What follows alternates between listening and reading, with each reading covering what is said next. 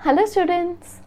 तो last video lecture में हम कवर कर चुके हैं ओहम्स लॉ, राइट। तो ओहम्स लॉ करते वक्त हमने एक चीज़ ऑब्जर्व की कि ऐसे कंडक्टर्स जिनकी जो रेजिस्टेंस है वो एप्रिशिएबल हो उन्हें हम रेजिस्टर्स कहते हैं। तो आज के लिए हमारा टॉपिक रहेगा resistance of a system of resistors.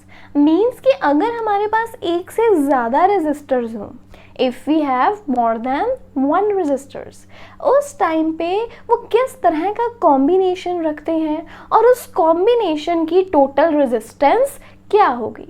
Like if I am having 3 different resistors, right, और जो 3 रेजिस्टर्स हैं उन तीनों की रेजिस्टेंस डिफरेंट है।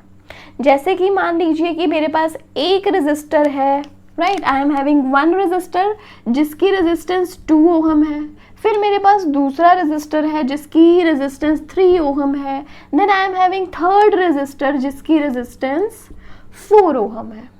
तो कहते हैं जब ये 3 रेजिस्टर्स एक दूसरे के साथ कनेक्ट होंगे उस वक्त टोटल रेजिस्टेंस कितनी होगी, 2, 3, 4, 5, 6 कितनी। तो ये हमें देखना है कि अगर हमारे पास डिफरेंट रेजिस्टर्स हो, डिफरेंट वैल्यू की रेजिस्टेंस वाले रेजिस्टर्स हो, तो वो किस तरह से एक दूसरे के साथ कनेक्ट हो सकते हैं, क्या कॉम्बिनेशन रह सकता है उनका और टोटल रेजिस्टेंस क्या होगी। तो ये चीज़ हमेशा याद रखिए कि जब भी हम रेजिस्टर्स को कंबाइन करते हैं उनका कॉम्बिनेशन मेनली 2 तरह का रहता है। जो रेजिस्टर्स हैं वो कंबाइन कर सकते हैं पैरेलल में या वो कंबाइन कर सकते हैं सीरीज में। 2 नए वर्ड्स हैं आपके लिए, right. So we may have a system in which resistors are connected in parallel or they would be connected in series, right। अब देखिए कि क्या मीनिंग है पैरेलल या फिर सीरीज में कनेक्ट होने का।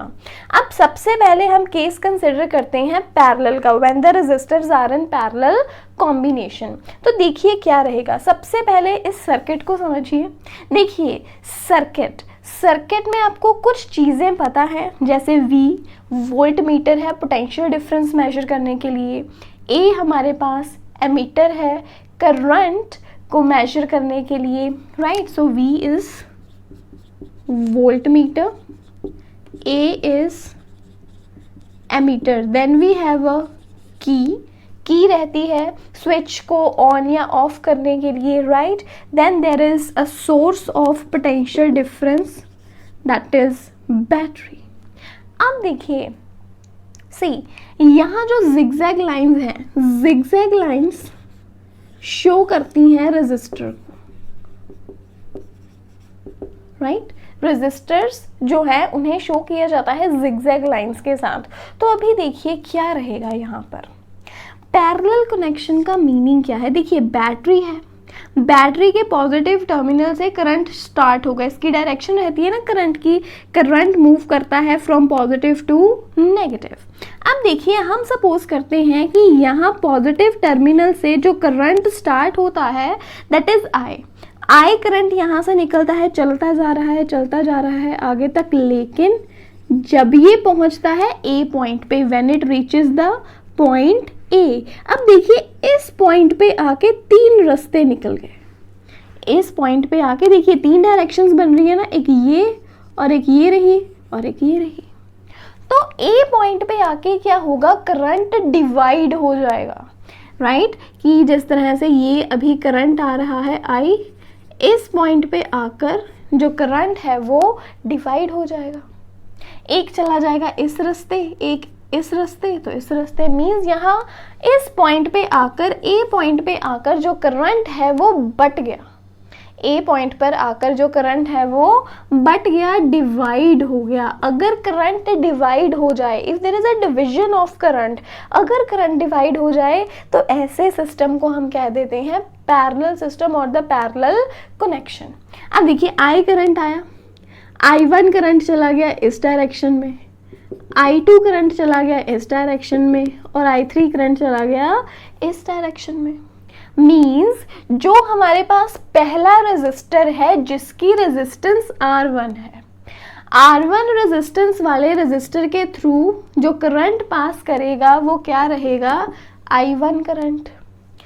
जब जो हमारे पास R2 रेजिस्टेंस वाला यहाँ पे रेजिस्टर है उसके थ्रू पास करेगा करंट I2, और हमारा तीसरा रेजिस्टर जिसकी रेजिस्टेंस R3 है उसके थ्रू पास करेगा करंट I3। सो यहाँ से हम क्या कंक्लूड करते हैं कि जो करंट है, different amount of current is being passed through different resistors. मतलब हम यहाँ पे हम कंक्लूड करते हैं दैट जो करंट है, करंट चेंज हो जाता है। मीन्स जब करंट डिवाइड होगा तो डिफरेंट अमाउंट ऑफ करंट जो है वो पास करेगी। अब इसके अलावा देखिए, अगर हम देखें two point across A and B, A और बी के अक्रॉस यहाँ पे वोल्ट मीटर क्या है, बी है। ए और बी के अक्रॉस यहाँ एक ही वोल्ट मीटर है वी, और जब रीडिंग भी नोट की जाती है एक्सपेरिमेंटली तो ये नोट किया जाता है कि जो पोटेंशियल डिफरेंस है, पोटेंशियल डिफरेंस क्या रहता है, हमेशा सेम रहता है। पैरेलल कनेक्शन में पोटेंशियल डिफरेंस V की जो वैल्यू है, V की वैल्यू सेम रहेगी, लेकिन जो करंट है डिफरेंट रेजिस्टर्स के थ्रू वो चेंज हो जाएगा। ये चीज़ है। अब क्या होगा, अब जब ये चलते जा रहे हैं I1 करंट निकल गया, I2 करंट निकल गया, I3 करंट निकल गया, राइट। अब इसके बाद देखिए I1 चलता गया, I2 चलता गया, I3 चलता गया। अब ये जो तीनों करंट हैं ये इस पॉइंट पे आकर दोबारा मिलेंगे। I1 यहाँ से आया, I2 यहाँ से आया और I3 यहाँ से आया, सभी जाकर इस पॉइंट पर मिल गए। I1, I2 and I3, I1 plus I2 plus I3 दोबारा से इन्होंने क्या बना दिया मिलकर, I। जब ये पॉइंट B से बाहर निकलेंगे उस टाइम पे जो करंट रहेगा वो क्या रहेगा, I रहेगा। I करंट ही फर्दर फ्लो कर रहा है and then it will merge to the negative end. ये चीज़ है, मतलब यहाँ पे करंट की डिवीजन हो रही है पैरेलल कनेक्शन में। ये चीज़ हमेशा याद रखें कि अगर करंट, मान लीजिए ज़रूरी नहीं है आपको इस तरह का ही सर्किट गिवन हो, आपको 2 रेजिस्टर्स भी गिवन हो सकते हैं इस तरह से। बस अब ये देख लीजिए कि I करंट आया और अगर 2 हिस्सों में 3 हिस्सों में आके बट जाता है तो ऐसे कनेक्शन को हम क्या कहेंगे, पैरेलल कनेक्शन। ये चीज़ याद रखें, there is a division of current, right. अब सीरीज कनेक्शन में क्या है हमारे पास, सीरीज कनेक्शन में देखिए वही वैसा ही हमारे पास सिस्टम है, एमीटर लगा हुआ है, right. There is a key and a source of battery is there.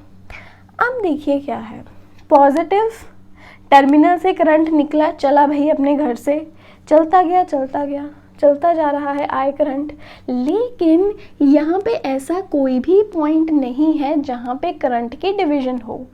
I current चलता गया, उसे रास्ते में मिला पहला रेजिस्टर जिसकी रेजिस्टेंस R1 है, तो वो इसके थ्रू भी पास कर गया, जो करंट है वो इसके थ्रू भी पास कर गया।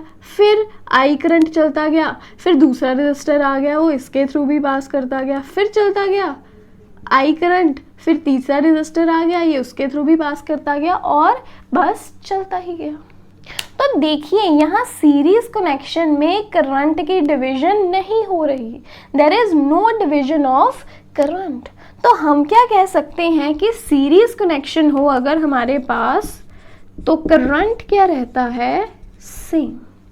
लेकिन एक्सपेरिमेंटली ऑब्जर्व किया जाता है कि देखिए ये जो यहाँ पे अगर मैं कहूँ पॉइंट P एंड Q, इसके अक्रॉस यहाँ पे वोल्ट मीटर लगा हुआ है जिसकी रीडिंग आ रही है समथिंग V1।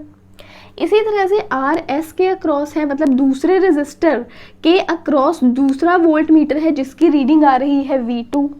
इसी तरह से T और U T और U के अक्रॉस एक तीसरा यहाँ पे वोल्ट मीटर लगा हुआ है जिसकी रीडिंग आ रही है V3। तो हमें डिफरेंट रीडिंग्स मिल रही हैं पोटेंशियल डिफरेंस की। पहले रेजिस्टर के थ्रू पोटेंशियल डिफरेंस V1 है, दूसरे के थ्रू पोटेंशियल डिफरेंस V2 है, तीसरे रेजिस्टर के थ्रू पोटेंशियल डिफरेंस V3 है। ये हम नोट करते हैं एक्सपेरिमेंटली।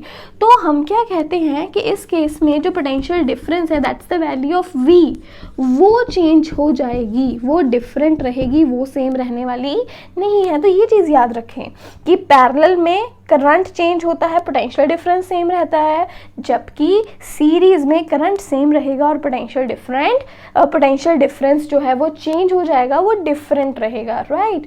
सो अल्टीमेटली भी बस आई करंट है, सबके थ्रू निकल गया और यहीं से जाते हुए कहाँ चला गया, अपने नेगेटिव एंड तक।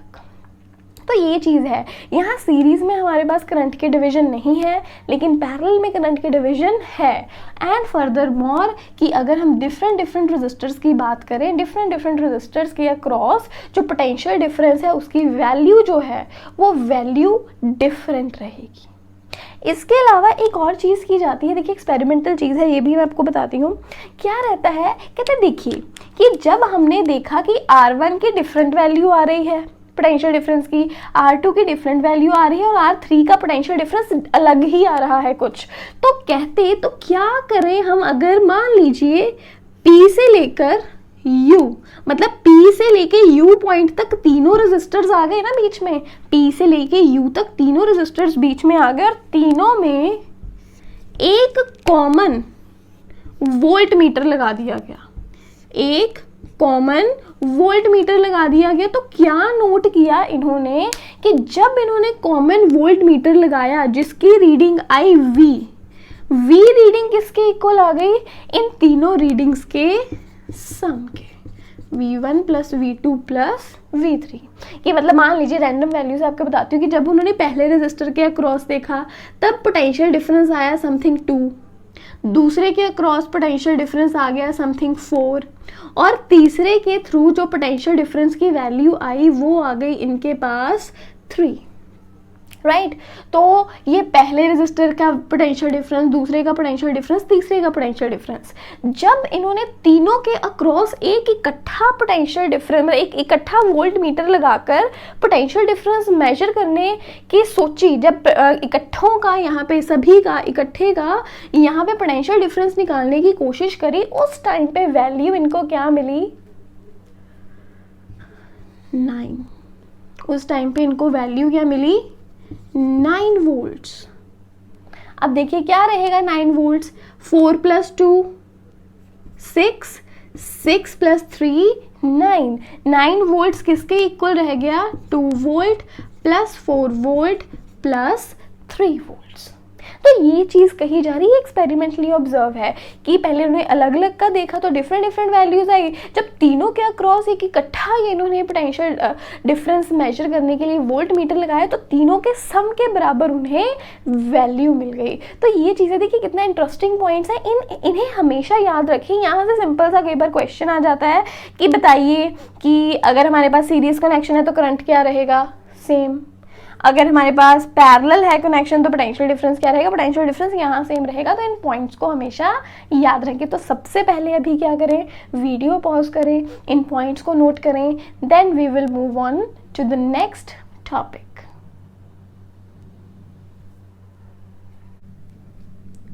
सो आई होप आपने ये नोट कर लिया होगा। So we shall move on to next.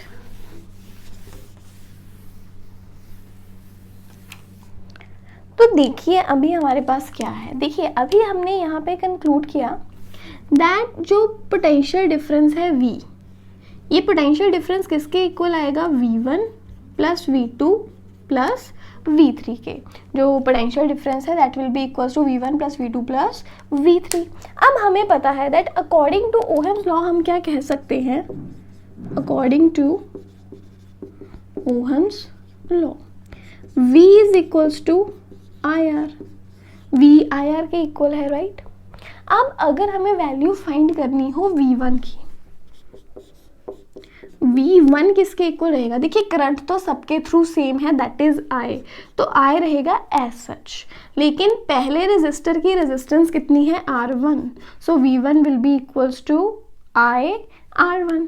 Similarly V2 किसके इक्वल रहेगा? I R2 के, और V3 किसके इक्वल रहेगा? I R3 के। ये V1, V2 एंड V3 इन तीनों की वैल्यू हम इस इक्वेशन कह लीजिए, इस इक्वेशन 1 कह लीजिए, इक्वेशन 1 में फिल कर देंगे यूजिंग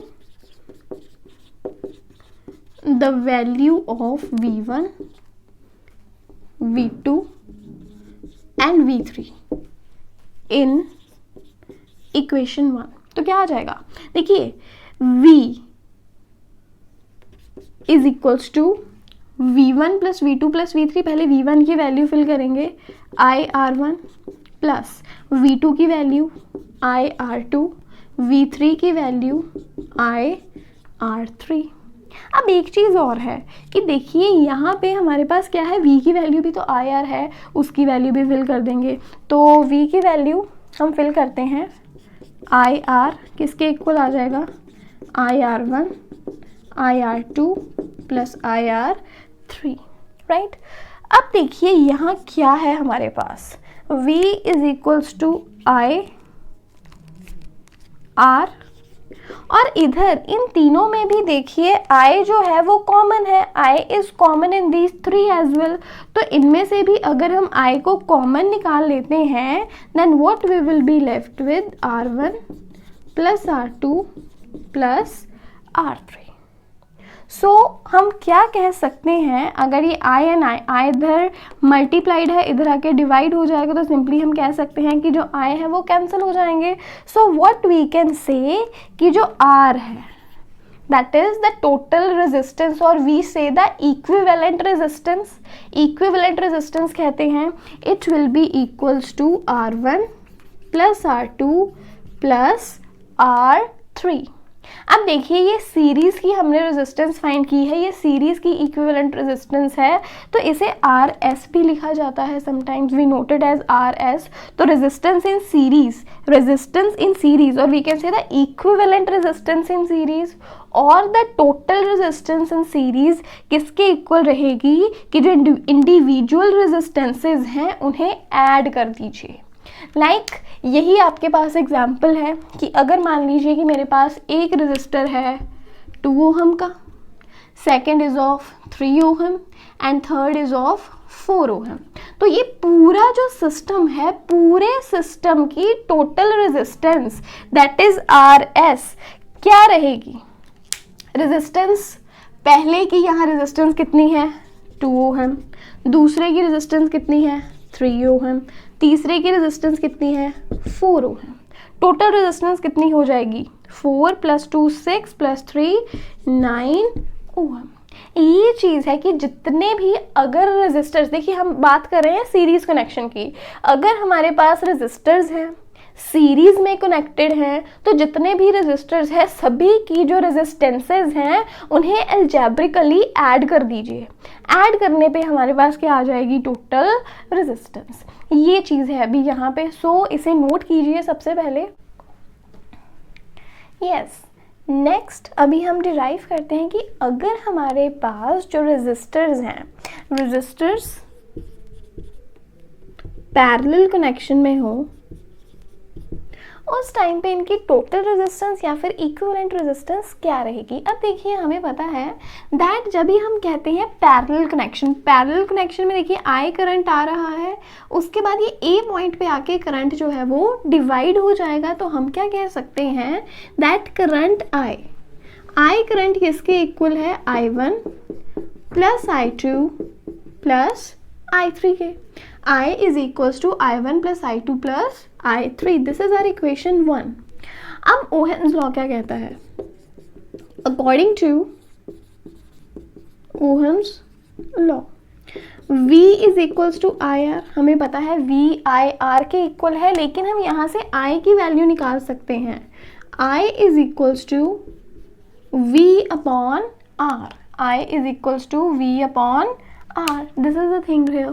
So अब देखिए जब हम बात करते हैं पैरेलल कनेक्शन की, पैरेलल कनेक्शन में करंट चेंज हो जाता है, I1 I2 I3 हो गया, लेकिन जो पोटेंशियल डिफरेंस है दैट इज V, ये पोटेंशियल डिफरेंस चेंज नहीं होता, ये एज सच रहता है। तो हम क्या कह सकते हैं कि अगर हमारे पास करंट I1 है, पोटेंशियल डिफरेंस तो वही रहेगा V, लेकिन I1 के कंपैरिजन I1 करंट किसके थ्रू पास कर रहा है, through a resistor of resistance R1। तो I1 की वैल्यू क्या रहेगी, V upon R1। Similarly I2 क्या रहेगा, V upon R2 and I3 क्या रहेगा, V अपॉन R3। इस I1, I2 एंड I3 इन सभी की वैल्यूज हम कहाँ फिल कर देंगे, इक्वेशन 1 में। Using these values in equation 1, तो I की जगह क्या आ जाएगा, V upon R and I1, I2 and I3 की इंडिविजुअल वैल्यूज हम फिल करेंगे, V upon R1 plus V upon R2 plus V upon R3। अब हम क्या करेंगे, V को कॉमन ले लेंगे, बचेगा क्या, 1 upon R1 plus 1 upon R2 plus 1 upon R3। V and V cancel, so we get the value 1 upon R is equals to 1 upon R1 plus 1 upon R2 plus 1 upon R3। तो ये हमारे पास तीन ऐसे resistors जो कि parallel में एक दूसरे के साथ कनेक्टेड है, उनकी इक्विवेलेंट रेजिस्टेंस या फिर कह लीजिए टोटल रेजिस्टेंस आ गई। और हम क्या करते हैं, इसके पैर में सबस्क्रिप्ट और कह लीजिए इसमें सबस्क्रिप्ट लगा देते हैं P।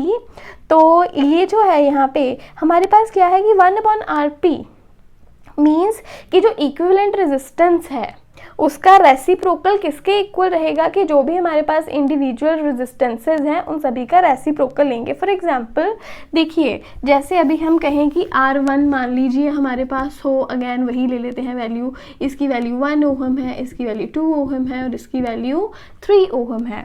तो हमारे पास टोटल रेजिस्टेंस क्या आएगी, 1 upon R, 1 upon RP is equals to 1 upon R1 plus 1 upon R2 plus 1 upon R3। then we will take the LCM लेंगे और पूरी वैल्यू हमारे पास किसकी आ जाएगी, 1 upon RP की। तो जब भी हमारे पास 1 upon RP की वैल्यू आई है, ये चीज़ याद रखें, आपको आंसर निकालना है RP रेजिस्टेंस इन पैरेलल। तो जो भी वैल्यू आएगी उसे उल्टा कर लिखें क्योंकि हमारे पास रेसिप्रोकल आ रहा है, राइट। तो इस चीज़ का ध्यान ज़रूर रखें कि हमें ये वैल्यूज़ किस तरह से फाइंड करनी है। तो देखिए अगर अभी हम इसे भी सॉल्व करके देख ही लेते हैं। अब देखिए 1 प्लस 1 अपॉन 2 प्लस 1 अपॉन 3 इनका एलसीएम आ जाएगा 6, 2 और 3, 1 2 3 का एलसीएम आएगा 6 हमारे पास। तो बेसिकली क्या रहेगा, 6 plus 3 plus 2 this is equals to 11 upon 6। ये 1 अपॉन RP की वैल्यू है, 1 अपॉन RP की वैल्यू 11 अपॉन 6 है। RP की वैल्यू क्या रहेगी, 6 अपॉन 11। तो रेसिप्रोकल ज़रूर लें। बच्चे यहाँ बहुत कंफ्यूज होते हैं, 1 अपॉन RP की वैल्यू निकालिए और बोलते हैं आंसर आ गया। आपको रेजिस्टेंस इन पैरेलल बोला गया तो आपको RP की वैल्यू निकालनी है जो कि रेसिप्रोकल लेकर आएगी। तो RP की वैल्यू 6 अपॉन 11 ओहम्स है। तो इस चीज़ का खास ख्याल रखें कि रेसिप्रोकल में आंसर आ रहा है उसे उल्टाएं ज़रूर आंसर को, राइट। तो ये चीज़ है, इस चीज़ का खास ख्याल रखें।